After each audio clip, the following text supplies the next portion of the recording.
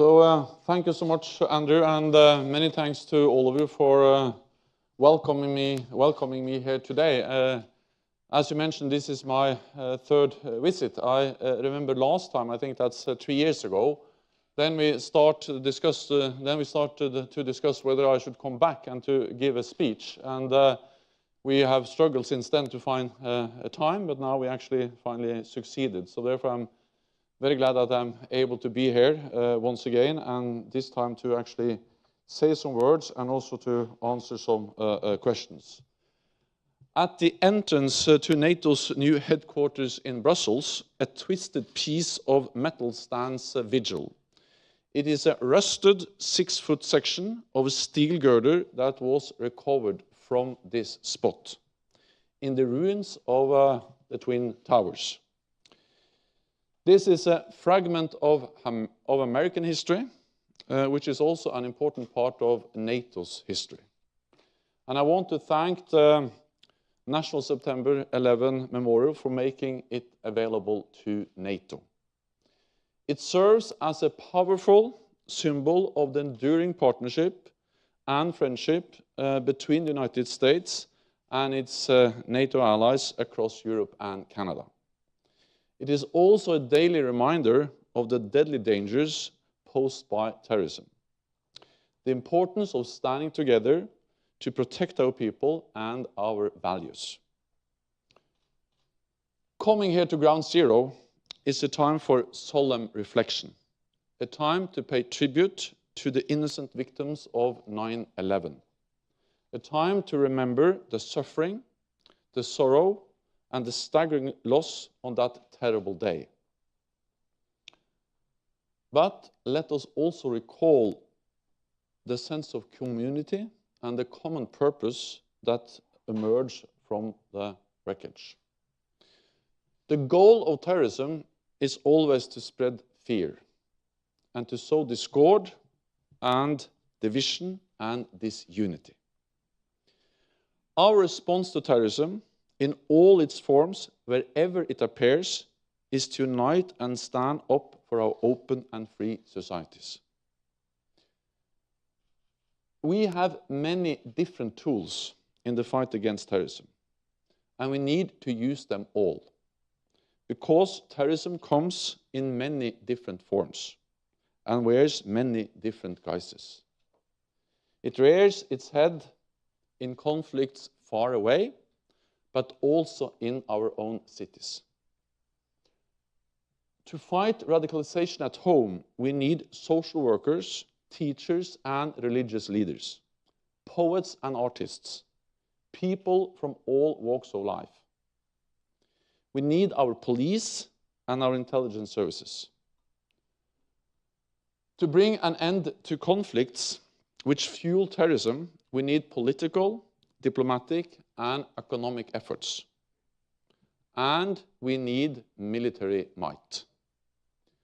NATO's involvement in the fight against terrorism stems directly from the 9/11 attacks on the United States. For the first and only time in NATO's history, we invoked our Article 5, our collective defense clause of our founding treaty, which states that an attack against one is an attack against all allies. In the days that followed the 9/11 attack, NATO planes helped to patrol American skies. Soon after, troops from NATO allies deployed to Afghanistan to prevent that country from ever again becoming a safe haven for international terrorists. Since then, hundreds of thousands of troops from America's NATO allies and our partners have stood shoulder to shoulder with American soldiers in Afghanistan. More than 1,000 have paid the ultimate price. And today, NATO allies continue to stand with the United States in Afghanistan and elsewhere. All NATO allies take part in the global coalition to defeat ISIS. NATO provides surveillance aircraft and training. We have thought counterterrorism tactics in countries like Egypt, Mauritania, and Morocco, and our troops are helping to develop special forces in Jordan and Tunisia. We recently decided to boost NATO's contribution to the fight against terrorism with a new training mission in Iraq and more support for our partners in the Middle East and North Africa. We also agreed to sustain our military and financial support for Afghanistan. Training local forces is one of the best weapons we have in the fight against terrorism, because prevention is better than intervention.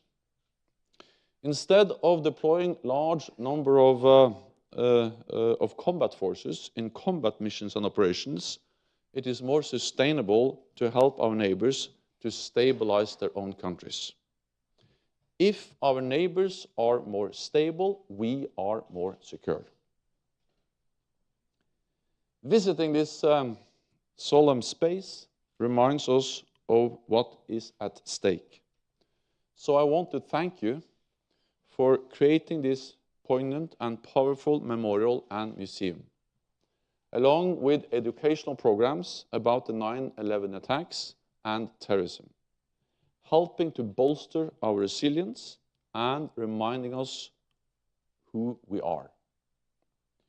Your guidance and inspiration have been helpful to other countries and communities that have suffered from terrorism. I was Prime Minister in Norway on the 22nd of July 2011, a date that will live in infamy in the history of our small country. 77 innocent men and women, boys and girls, were cold-heartedly killed by a hate-filled white Norwegian with an extremist ideology and a willingness to use indiscriminate violence against innocent civilians. In the years since then, Norway has benefited from the invaluable insights from the National September 11 Memorial, helping Norway to heal and to reaffirm our own memorials in a strong resolve to preserve freedom and to end hatred and intolerance. In Norway, at Utøya, the island that was attacked, we created a memory tree, inspired by the survivor tree here at Ground Zero. A month after the Twin Towers fell, workers uncovered the last living thing to emerge from the rubble. Only a few signs of life, a few determined leaves remained. For 9 years, the survivor tree was lovingly nursed back to health, and then returned here to the Memorial Plaza in 2010, a phoenix risen from the ashes. You have donated seedlings from the survivor tree to communities that have been scarred by tragedies, here in the United States and abroad. A living symbol of hope, renewal, and rebirth. And I am really honored that you are donating one of the survivor tree seedlings to be planted at the NATO headquarters in Brussels. A living companion of that twisted piece of metal from the rubble of the Twin Towers. It will commemorate the thousands of NATO soldiers who have given their lives in fighting terrorism. So now I would like to present 2 gifts of my own to the National 9/11 Memorial and Museum. One is a photograph of our 9/11 and Article 5 memorial at the entrance to the NATO headquarters. The second is a copy of NATO's founding treaty. The treaty enshrines the enduring partnership between North America and Europe, and our binding commitment to democracy, freedom, and the rule of law. Values that strengthen us and will help us prevail over hatred, violence, and intolerance. So I don't know who's going to receive the gift, but one of you have to come up, and then all of you. Yeah. So picture. And this is actually from here. And we inaugurated this piece, this steel girder, at the NATO summit or NATO leaders meeting in May 2017. Yeah. So that was a great event, and it stands there. Everyone who goes into the NATO headquarters, they have to pass this piece from the Twin Tower, and it's the 9/11 Article 5 memorial, because as you said, this was the first and only time we invoked Article 5. And so far, our biggest military operation ever is a direct consequence of the terrorist attacks here at Ground Zero. So that's the first gift. Yeah. Thank you. Let me take the next one. Oh, come on. Yeah, we'll go over here.